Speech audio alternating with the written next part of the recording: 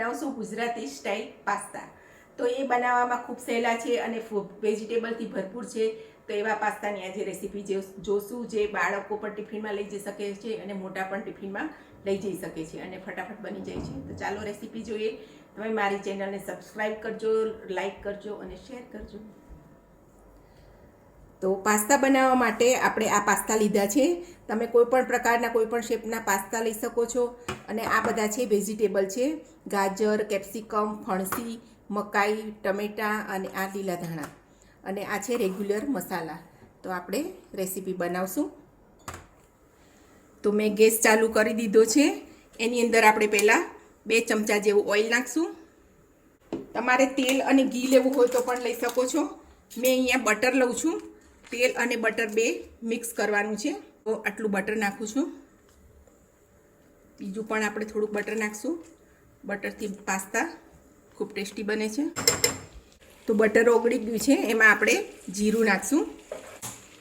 પછી એની અંદર બધા વેજીટેબલ આપણે નાખશું. કેપ્સિકમ, આ મકાઈના દાણા છે, ફણસી, ગાજર ને આ ટમેટાં. બધું બરોબર સરસ હલાવી અને એની અંદર આપણે મસાલા કરશું. લાલ મરચું પાવડર નાની ચમચી, ધાણા જીરું, હળદર, નાની 2 ચમચી મીઠું નાખશું. તમારે આમાં લાલ પીળા કેપ્સિકમ આવે છે તે નાખવા હોય તો પણ તે પણ નાખી શકો છો. આ પાસ્તા ખૂબ જ હેલ્ધી છે, વેજીટેબલથી ભરપૂર છે અને ખાવાની ખૂબ મજા આવે છે. હું અહીંયા થોડીક આદુ મરચાંની પેસ્ટ પણ નાખું છું. ઓપ્શનલ છે. જો બાળકોને કે કોઈને તીખું લાગતું હોય તો તમે સ્કીપ કરી શકો છો. અને આ છે મેગી મસાલો. મેગી મસાલો અથવા તો શાકભાજીનો મસાલો કે કોઈ દાળ શાકનો તમે મસાલો એવો તમારો નાખી શકો છો. મેં અહીંયા મેગી મસાલો નાખ્યો છે. ત્યારબાદ સરસ બધું મિક્સ કરી અને તેલ છૂટું પડે પછી આપણે એમાં પાણી નાખીશું.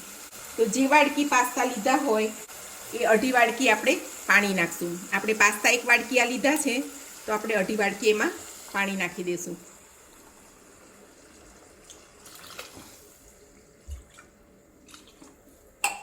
હવે ઢાંકીને આપણે પાણીને ઉકળવા દઈશું.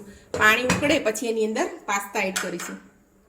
હવે પાણી આપણું ઉકળી ગયું છે તો એની અંદર આપણે આ પાસ્તા નાખી દઈશું અને એને ઢાંકીને ચડવા દઈશું. તો પાસ્તા આપણા બફાય છે. વચ્ચે મેં એકવાર હલાવ્યું છે અને પાછું આપણે ઢાંકીને એને ચડવા દઈશું. તો 10 મિનિટ થઈ ગઈ છે. તો આપણા પાસ્તા એકદમ સરસ ચડી ગયા છે. તો હવે એની અંદર આપણે નાખશું આ 1/2 ચમચી મેં કોર્નફ્લોર લીધો છે. એને પાણીમાં ઓગાળીને આપણે નાખી દઈશું. કોર્નફ્લોર નાખીએ એટલે આપણો બધો રસો છે એ એકદમ ઘાટો થઈ જાય છે અને પાણી નથી દેખાતું. અને આ છે સ્વીટ ચીલી સોસ. એ નાખવાનો છે. તમને શેઝવાન સોસ ભાવતો હોય તો તમે એ પણ નાખી શકો છો. અને ઉપરથી આ લીલા ધાણા નાખશું. તો એકદમ કલરફુલ અને મસ્ત મસાલેદાર પાસ્તા તૈયાર થઈ ગયા છે.